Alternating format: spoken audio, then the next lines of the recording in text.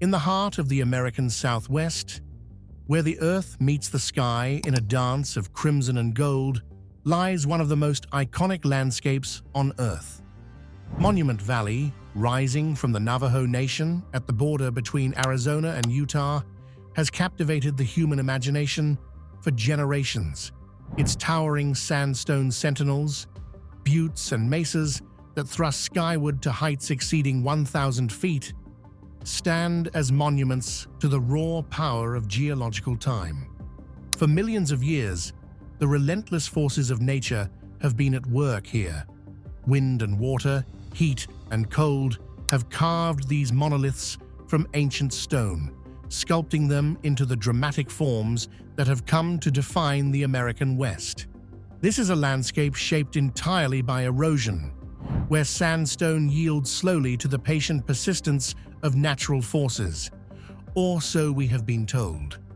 Because north of Monument Valley's famous formations, beyond the well-trodden paths of tourists and photographers, there exists a place that challenges everything we think we know about this ancient land. A site so geometrically perfect, so precisely executed, that it seems to defy the very laws of natural erosion. Imagine a cliff face composed not of organic curves and irregular surfaces, but of perfectly rectangular blocks, massive cubic forms, each possessing exact 90-degree angles cut in precise straight lines that would make a master stonemason weep with envy. The dimensions of these colossal blocks are executed with an accuracy that rivals modern laser cutting technology. Their surfaces, impossibly smooth, as if polished by invisible hands. When researchers first documented this enigmatic site, they stood in stunned silence. The precision was unlike anything encountered in natural geology. The blocks resembled giant Lego pieces, stacked and arranged with mathematical exactitude. But what truly captured attention was something even more peculiar. In several locations, there appeared to be missing blocks, as if pieces of an enormous puzzle had been carefully removed. How is such a thing possible? The cliff and its blocks are composed of sandstone, a sedimentary rock formed from sand-sized mineral particles compressed over unimaginable spans of time. But here's the critical detail. Sandstone does not naturally cleave in this manner. It doesn't form perfect cubes or create flawless 90-degree angles. When measurements were taken, an astonishing consistency emerged. The cubic blocks measured almost exactly 21 feet on every side. The mathematics are staggering.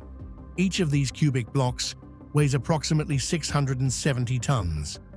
The larger rectangular blocks tip the scales at an estimated 900 tons each.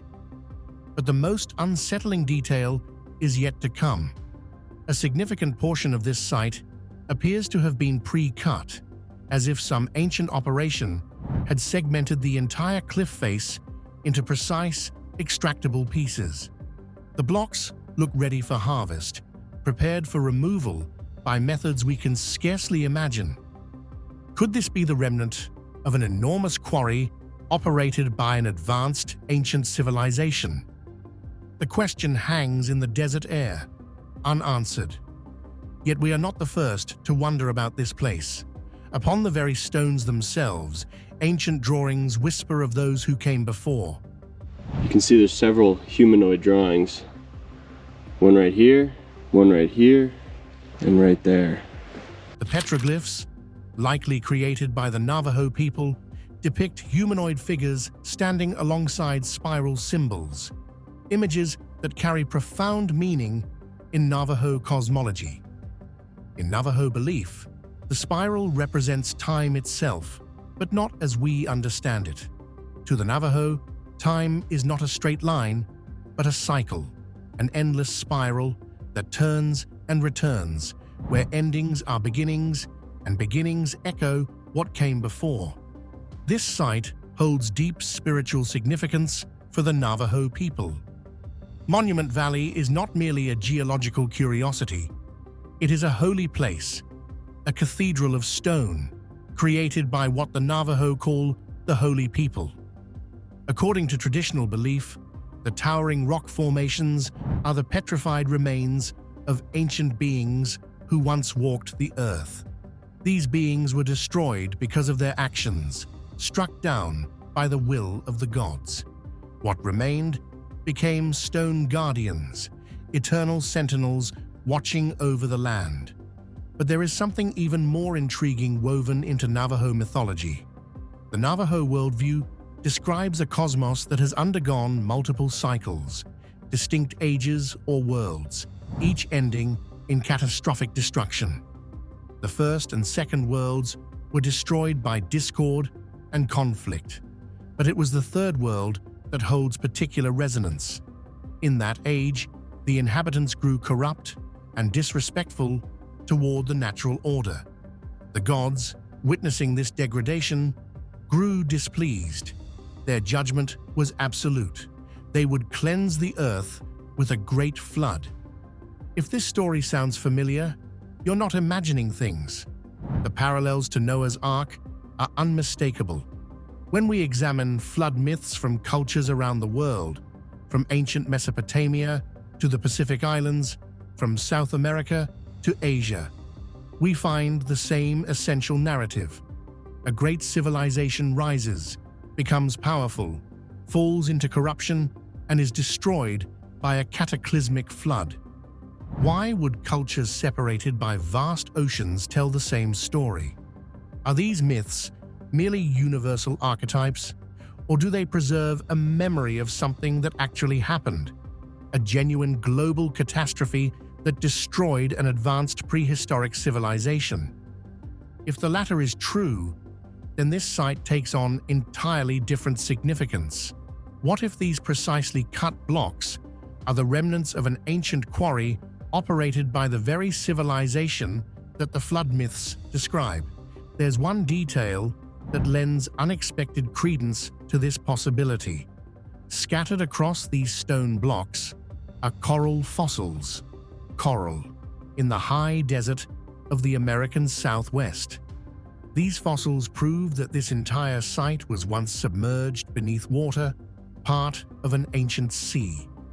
When we examine the precise angles and impossibly smooth surfaces of these gigantic blocks, it's difficult not to think of other mysterious megalithic sites scattered across our planet. Consider the legendary stones of Baalbek in Lebanon. This ancient complex contains some of the most intriguing architectural relics of the ancient world.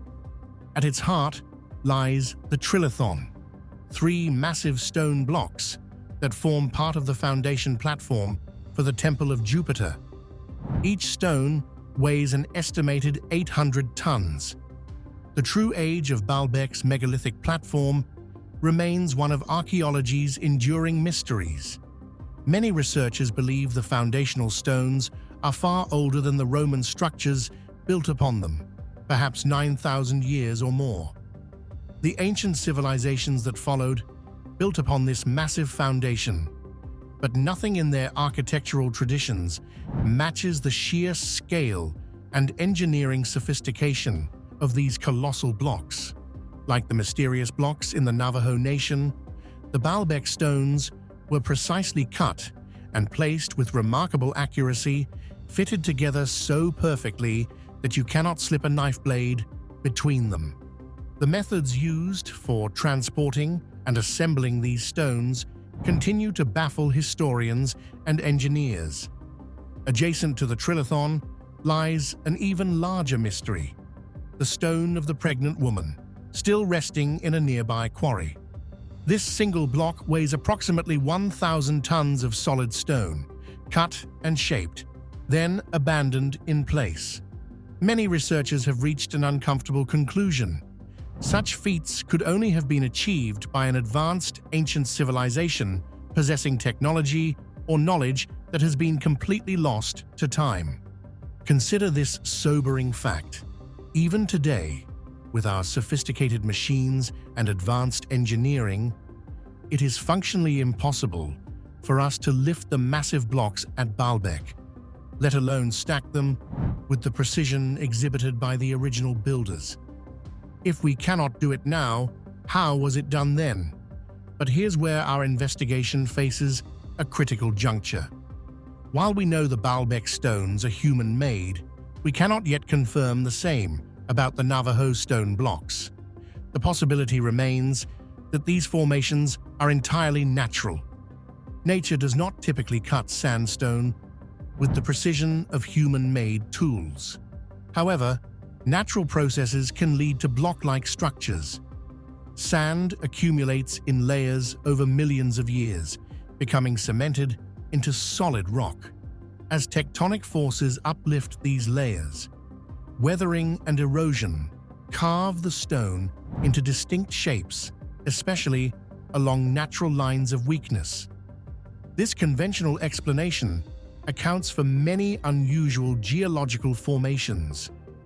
The Giant's Causeway in Northern Ireland comprises approximately 40,000 interlocking basalt columns, mostly hexagonal, descending like an enormous staircase into the North Sea. Formed between 50 and 60 million years ago during intense volcanic activity, rapid cooling of lava created these astonishing shapes. Devil's Postpile in California showcases tall basalt columns forming a symmetrical structure, some exceeding 60 feet in height. Iceland's Svartifoss presents dark lava columns contrasting with cascading white water. Scotland's Fingal's Cave features naturally formed basalt columns creating a cathedral-like space. All of these sites demonstrate the surprising ways natural forces shape our world into forms that appear designed with precision. Yet here's what troubles investigators. Despite all these examples of nature's geometric artistry, there is a conspicuous absence of formations exactly like those found in the Navajo Nation. The basalt columns worldwide are beautiful and remarkably regular, but they are columns, vertical formations created by volcanic cooling. They are not massive cubic blocks. They do not exhibit the laser-cut precision of the Navajo stones. They do not possess surfaces polished smooth as glass. This distinctiveness provokes genuine skepticism about whether these formations could truly be the product of nature alone. The exactitude of the Navajo stone blocks, with their clean lines, perfect angles, and orderly appearance, seems to stretch the bounds of what we know natural geological processes can achieve. We stand at the intersection of geology and mystery, where the evidence pulls us in two directions. The scientific mind demands a natural explanation, rooted in processes we understand. Yet the evidence whispers of something else, of ancient hands wielding tools we cannot imagine, of a lost civilization capable of feats we cannot replicate.